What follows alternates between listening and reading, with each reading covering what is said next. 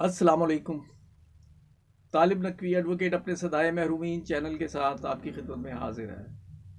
नाज़रीन, आज दो हिस्सों पर मुश्तमिल होगी हमारी वीडियो। पहले हिस्से में हम बात करेंगे जो रीसेंट वीडियो हमने अपलोड की थी, जो आपने देखी, और उसमें सियासी हवालों से हमने जो कुछ कहा था कि आइंदा आने वाले दिनों में क्या होगा वो होता नज़र आएगा। और सबसे इम्पॉर्टेंट सेकंड पार्ट, जो गालिब पार्ट होगा, मैं मुख्तसरन अपनी बात ख़त्म करूँगा। हमारे दरमियान आज मौजूद हैं दोबारा ज़फ़र सादिक साहब। मैं उन्हें बुलाऊंगा। वो नेशनल बैंक के पेंशनर्स के हवाले से जो इश्यूज़ हैं वो डिस्क्राइब करेंगे। वाज़ह रहे कि वो पेंशनर्स के बहबूद के लिए काम कर रहे हैं और वो पेंशनर एक्शन कमेटी के जनरल सेक्रेटरी हैं, और इसके अलावा वो नुमाइंदगी कर रहे हैं national bank x employees association के। तो नाज़रीन, वेरी क्विकली मैं आपको हालात हाज़रा के हवाले से बता रहा हूँ।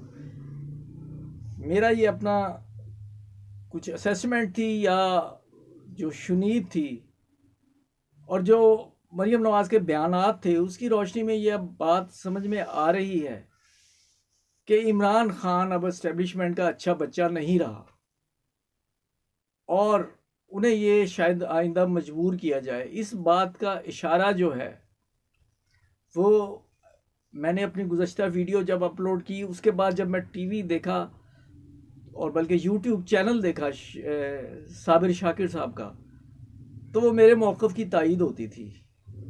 बस मुख्तसरन ये कहूँगा कि हमें कोशिश करनी चाहिए कि हक़ का साथ दें और किसी अदारे को अपनी ताकत के बलबूते पर मुजरिमों को छोड़ना नहीं चाहिए, क्योंकि अगर ये मुजरिमों को छोड़ना चाहें तो वो फिर उन्हें भी छोड़ा जाए कि जिनके पास ज़मानती मचलके ना होने की वजह से वो रोटी महंगी बेचने पर सज़ा भुगत रहे हैं। बस मुझे इतना ही कहना था। और सेकंड पार्ट में मैं दावत दूंगा जनाब ज़फ़र सादिक साहब को कि वो आएँ और नेशनल बैंक के पेंशनर्स के जो इशू हैं उन पर बात करें। जनाब ज़फ़र सादिक साहब।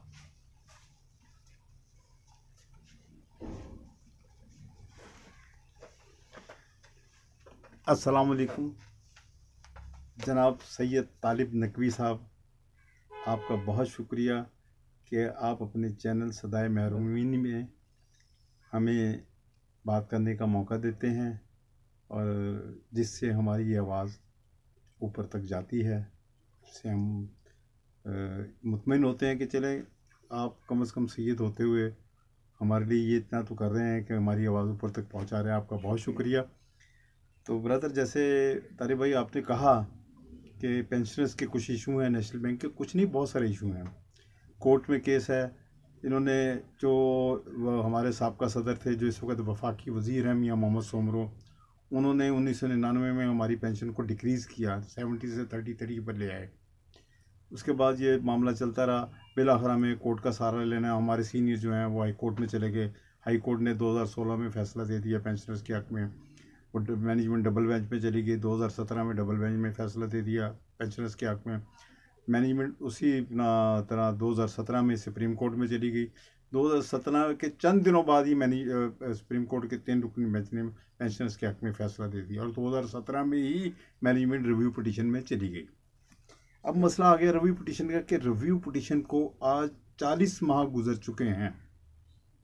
बैंक ने वकील किया है जनाब खालिद अनवर साहब को, जो साबका वज़ीर आज़म साहब के बेटे हैं, और उनका मैं कुछ नहीं कह सकता उनकी ज़ात के बारे में। सिर्फ इतना कहूँगा कि बैंक ने उनको 3 करोड़ से ज़ायद फ़ीस अदा की है, जो 40 माह से अभी तक हम उस इंतज़ार में बैठे हैं कि किस डेट पर खालिद अनवर साहब पेश हों और इसका फ़ैसला कुछ सामने नज़र आए कि क्या होना है। हमने तो इंतज़ार की लम्हात ऐसे गुजारे हैं कि इस दौरान 40 माह के दौरान तारिब भाई 400 से ज़ायद लोग पेंशनर्स अल्लाह को प्यारे हो चुके हैं। और हमारी नेशनल बैंक की बेइज्जती देखें कि हमें ये कहकर टाल दिया जाता है। देखिए रिव्यू पिटिशन की वजह से इनको सुप्रीम कोर्ट से मैनेजमेंट को कोई रिलीफ या स्टे नहीं मिला। हम समझते हैं अगर स्टे नहीं है तो ये पाबंद है।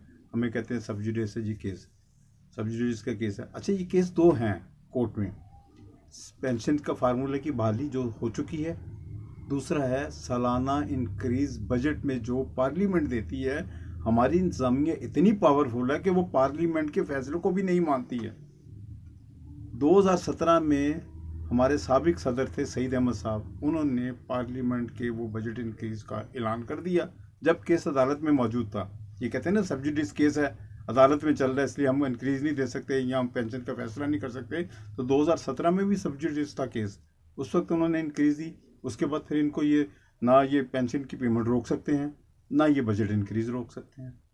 ये मामला तो मैनेजमेंट ने इस हद तक ख़राब कर दिए हैं कि अब हम इस वक्त 11,000 से ज़ायद पेंशनर हैं, जिनमें 3,000 के करीब हमारी फैमिली पेंशन होल्डर बेवाएँ हैं, जिनको बड़ी मामूली सी पेंशन दी जा रही है। और इस अपना हमने तो तहरीक चलाने का ऐलान कर दिया था कि कोरोना की वजह से हमें रुकना पड़ गया, कि कोरोना की वजह से हम कोई ऐसी इम्तिहान में अपने किसी भी साथी को नहीं डालना चाहते। मगर हम ये फैसला कर चुके हैं कि कोरोना से जैसे ही रिलीफ मिलेगा इंशाल्लाह ताला हम रोड भी ब्लॉक करेंगे, हम हेड ऑफिस का भी घेराव करेंगे, हम डी चौक में भी जाएंगे, हम भूख हड़तालें भी करेंगे और इनके गले लग के हम मरने के लिए भी तैयार हो जाएंगे। हम इस हद तक तंग आ गए इस मैनेजमेंट से। मैं आपको छोटी सी एक मिसाल देता हूँ कि हमें मेडिकल के इश्यूज़ हैं कि हमें बैंक मेडिकल देता है जो कानूनी तौर पर हमारा हक है। जी जी बिल्कुल। इन्होंने मेडिकल के अपने ही सर्कुलर्स की वायलेशन करते रहे। उसके लिए हमने 25 सितंबर को, पिछले साल 25 सितंबर को हमने प्रेसिडेंट को ख़त लिखा। प्रेसिडेंट साहब ने कोई जवाब नहीं दिया। बिल आखिर 21 अक्टूबर को वो लाहौर आए, हमने पीसी में उनको मुलाकात की, उन्होंने वो नोट बना के ले गए हमसे। मुझे फिर मेरी पेंशन एक्शन कमेटी के दोस्तों ने मुझे कराची भेजा परसुएंस के लिए, इस केस के लिए परसुएंस के लिए हम वहाँ पर गए। उन्होंने ये क्या किया कि जो मेडिसन, आप अंदाज़ा लगाइए कि मेडिकल पॉलिसी 2008 की है, जब से लेके अब तक इसको मैं इसमें एक वीडियो में भी मैं जिक्र कर चुका हूँ, आपने बताया था पहले। आप अंदाज़ा लगाइए कि 13 साल गुजरने के बावजूद मेडिसिन कितनी तब्दील हो गई हैं, डॉक्टरों की फ़ीसों में कितना इजाफा हो गया। हमें स्पेशल डॉक्टर की फ़ीस बैंक पता कितनी थी? 800 रुपया।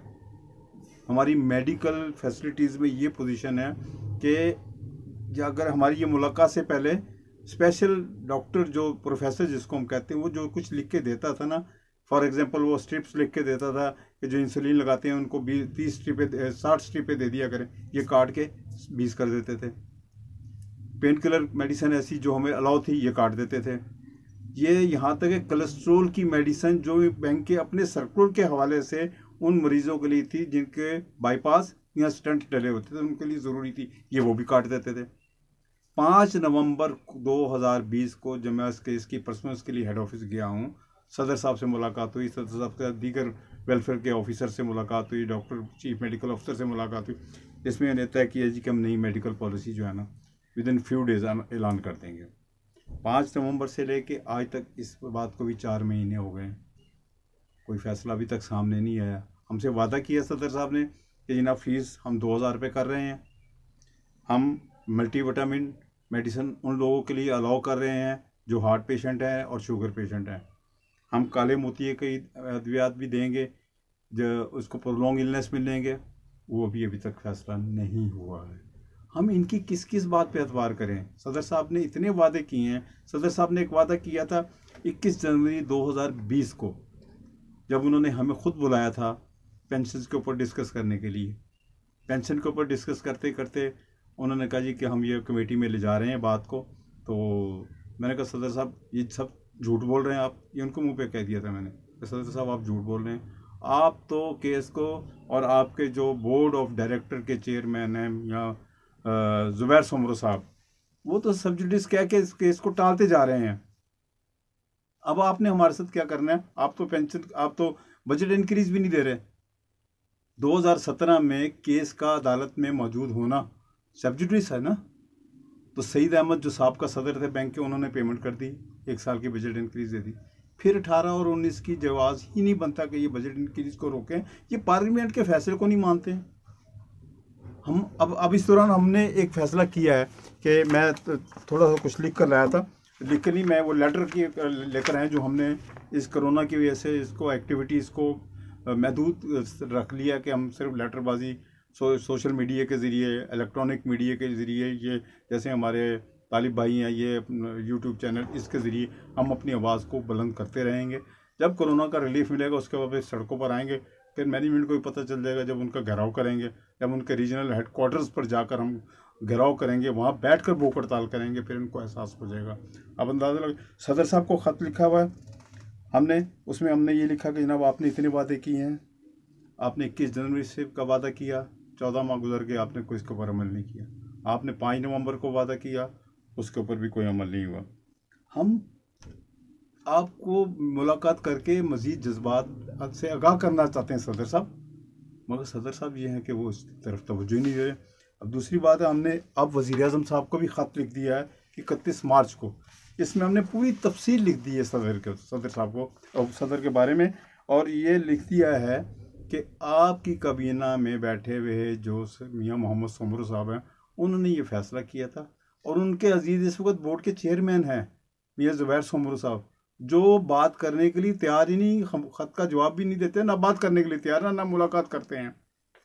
अब सबसे बड़ी बात जो है, ये तो मेडिकल के बारे में, अब सबसे बड़ी बात जो सबसे अहम बताना मैं चाह रहा हूँ, तालिब भाई इसको ज़रा हाईलाइट कीजिएगा इस बात को कि आपके पास इस वक्त है, सदा बुलंद करें और मौसर तरीके से आपके पास वक्त है, आप बयान करें प्लीज़। अब गवर्नमेंट को तासुर ये दिया जा रहा है कि जी अगर इनको हमने पेमेंट कर दी तो पेंशनर्स को, तो बैंक डूब जाएगा। यार सोचिए, अंदाज़ा लगाइए कि पेंशनर्स की पेमेंट का कौमी ख़जाने पे कोई बोझ नहीं, पेंशनर्स को जो वाजिबात अदा करने हैं इन्होंने अदालती फैसलों के मुताबिक, उसका बैंक के फंड्स पे भी कोई बोझ नहीं है।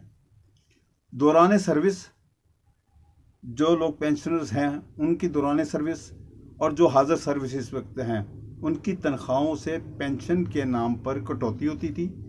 जो एक pension benefit account, current account है जो मेन ब्रांच कराची में पार्क है, उसमें इस वक्त तक तकरीबन 80 अरब रुपया मौजूद है, जिसमें से 55 अरब रुपया नेशनल बैंक की इंतजामिया ने लॉन्ग टर्म फाइनेंसिंग में इन्वेस्ट किया हुआ है, और उसका सालाना प्रॉफिट जो आ रहा है वो बैंक के प्रॉफिट में शामिल किया जा रहा है।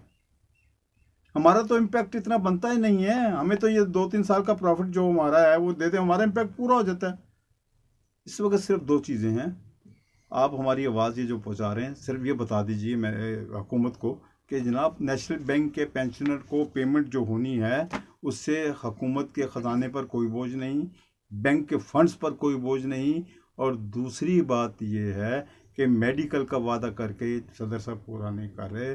तीसरी बात यह है कि आप तक इंफॉर्मेशन गलत पहुंचाई जा रही है हुकूमत तक। हम अगर इस बात को आगे बढ़ाएंगे तो बात बहुत दूर तक चली जाएगी। हम तो सिर्फ ये रिक्वेस्ट कर रहे हैं कि जनाब हमारा ये पैसा जो है ये हमारे ही अकाउंट में पड़ा हुआ है, इसमें से आपने पेमेंट करनी है। आप अंदाज़ा लगाइए कि अरबों रुपया इस वक्त बैंक केस हारने के बावजूद वकला को पेमेंट कर रहा है, जो बैंक का फंड का ज़िया हो रहा है। हम तो ये मुतालबा करते हैं कि जिन लोगों ने ये फैसले किए हैं उनके खिलाफ इंक्वायरियाँ करें। अच्छा जफर सादिक साहब, ज़रा ये बताइए कि ये आपके जो पेंशनर्स हैं इनकी कुल तादाद कितनी है? हमारे पेंशन तकरीबन 11,000 से ज़ायद हैं, और जिसमें 3,000 शामिल हैं, जिसमें 3,000 बेवगान भी शामिल हैं। अच्छा, अगर बेवगान भी शामिल हैं तो यकीनन बाज़ केसेस ऐसे भी होंगे जो पेंशन रूल्स के तहत कि एक जो अनमैरिड बेटी है उसे भी पेंशन मिलती है, फैमिली पेंशन। जी बिल्कुल। और इसके अलावा जो बेवा हो जाती है बेटी, मतलब अगर मरहूम की बेवा जिंदा नहीं रही उस सूरत में उन्हें भी मिलती है। और इसके अलावा अगर वो कोई तलाक, नए क़वानीन के मुताबिक तलाक याफ्ता अगर कोई खातून है और उसके माँ बाप मर गए हैं और बाप उनका जो है वो पेंशनर था, तो उसे भी बिल्कुल ऐसा ही है। बिल्कुल तो ऐसा ही मैं जिस तरह के अपनी गुज़श्ता वीडियो में कहा है, मैं हकाम बाला से सिर्फ एक बात करता हूँ कि हमारे नबी करीम सल्लल्लाहु अलैहि वसल्लम की इरशाद की रोशनी में और बल्कि इस्लामी अहकामात की रोशनी में कहा गया है कि यतीम के माल के करीब ना जाओ। और नाज़रीन, एक तरफ सदर साहब जो है वज़ीर आज़म से एप्रिसिएशन लेने के लिए बड़े फार नज़र आ रहे हैं गरीबों के घर देने के लिए, और दूसरी तरफ ये यतीमों के माल पर सांप बनकर बैठे हुए हैं।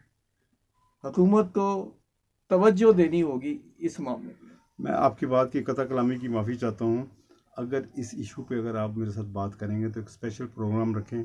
मैं आपको बताऊंगा कि सदर साहब और ज़ुबैर सोमरो जो बोर्ड ऑफ डायरेक्टर के चेयरमैन हैं, वो इस वक्त इस बैंक के साथ कर क्या रहे हैं। एक बड़ी लंबी चौड़ी दास्तान है, ये कहानी है ये कि इस कौमी अदारे को किस प्लानिंग के तहत तबाह किया जा रहा है। इंशाल्लाह हम ज़रूर इस बात पे भी करेंगे, क्योंकि हमारा मिशन ही ये है, सदाए महरूमीन है, और ये पर्पसफुल चैनल है जिस पे हर मौजू पे हम बात करते हैं। कौमी सियासत जो है एक मुहिब्बुल वतन शख्स के लिए बहुत ज़रूरी है और इसे हम ला ताल्लुक़ नहीं रह सकते। इन समेत सब मौजू यहाँ डिस्कस होते हैं। तो नाज़रीन, ये बस आज के लिए इतना ही। और ये ज़फ़र साहब मैं बहुत तहे दिल से मशकूर हूँ। और नाज़रीन, हस्ब रवायत मैं कहूँगा कि अगर आपने सब्सक्राइब नहीं किया तो सब्सक्राइब करके बेल आइकन को क्लिक कर लें। आपका बहुत बहुत शुक्रिया। अस्सलाम वालेकुम। बहुत शुक्रिया।